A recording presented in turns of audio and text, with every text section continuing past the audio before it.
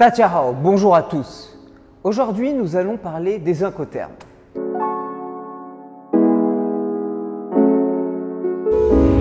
Les incoterms, qu'est-ce que c'est? Le monde du transport, la logistique internationale est un univers complexe. Beaucoup de termes techniques, beaucoup de désignations, et vous ne comprenez pas les définitions de chacune d'entre elles. Vous ne comprenez pas ce que signifient les incoterms EXW, FOB, CFR, CIF, DAT, DAP. Tous ces termes vous paraissent étranges. Je fais cette vidéo aujourd'hui pour clarifier chacun de ces termes. Commençons par les incoterms au départ. Les incoterms en Chine. Pour chaque transport, vous devez faire la liaison entre les incoterms au départ, donc en Chine, et les incoterms à l'arrivée.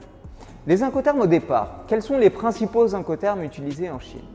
Vous avez pour commencer ce qu'on appelle l'EXWORK, donc l'incoterme EXW. Qu'est-ce que ça veut dire? EXW, cela veut tout simplement dire que le fournisseur vous vend les marchandises à son usine de départ. Donc le cas échéant, vous allez désigner un transitaire qui va récupérer les marchandises à l'usine du fournisseur et prendre en charge tout le transport, ou du moins le transport depuis l'usine, depuis l'entrepôt du fournisseur. Donc ça, c'est pour ce qui est de l'incoterme EXW. Maintenant, vous avez l'incoterme FOB. L'incoterme FOB veut dire Free and Board.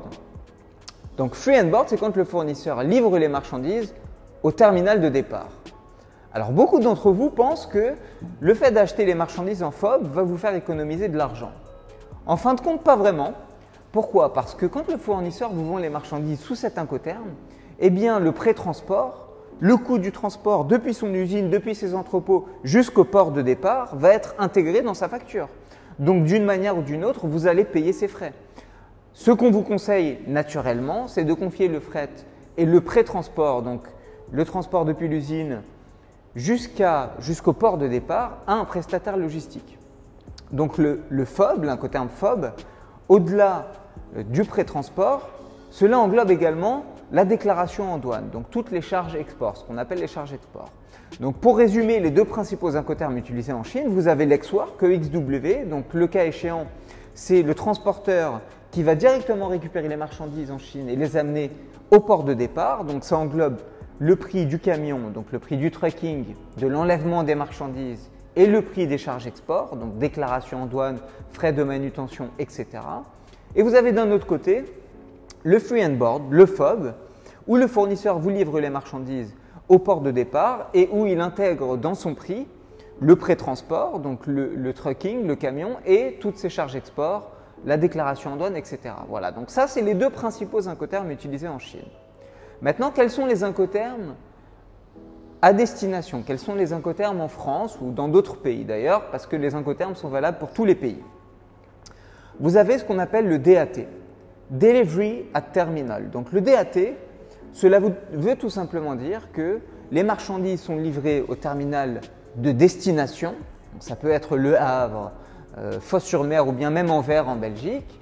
Et le cas échéant, les charges import requises à destination sont comprises dans le prix. Donc les charges import, qu'est-ce que c'est? C'est le dédouanement, les frais de manutention, la documentation, le BL, etc. etc. Donc DAT, c'est un incoterme qui n'est pas fréquemment utilisé plutôt. Il peut correspondre à certains importateurs quand vous avez de la manutention, quand vous avez même des camions et que vous pouvez récupérer les marchandises. Mais en général, quand il s'agit d'importations volumineuses, il est toujours plus judicieux de confier la livraison en France à un prestataire logistique.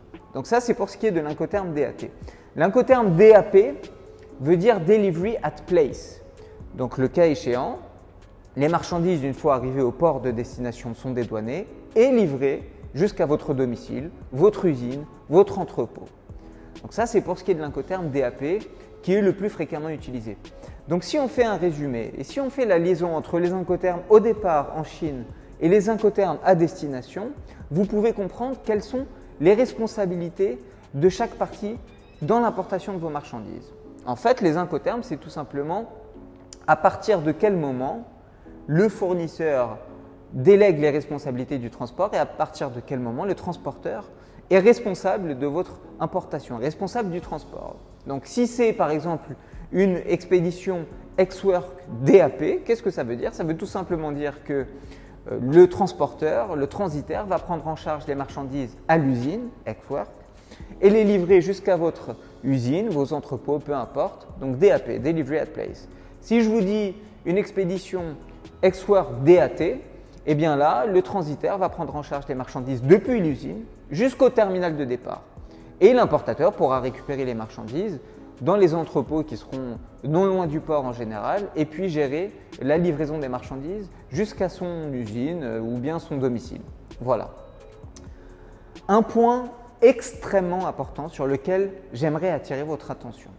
Il s'agit des principaux incoterms, on vient de les mentionner, ex-work, FOB, DAT, DAP. Maintenant, il y a beaucoup d'importateurs novices qui décident de confier le fret aux fournisseurs. Très très important. Pourquoi ne pas confier le fret aux fournisseurs et pourquoi ne pas envisager pour des importations sous les incoterms CFR ou CIF? Que veulent dire ces incoterms? CFR, Cost and Freight. CIF, Cost Insurance and Freight.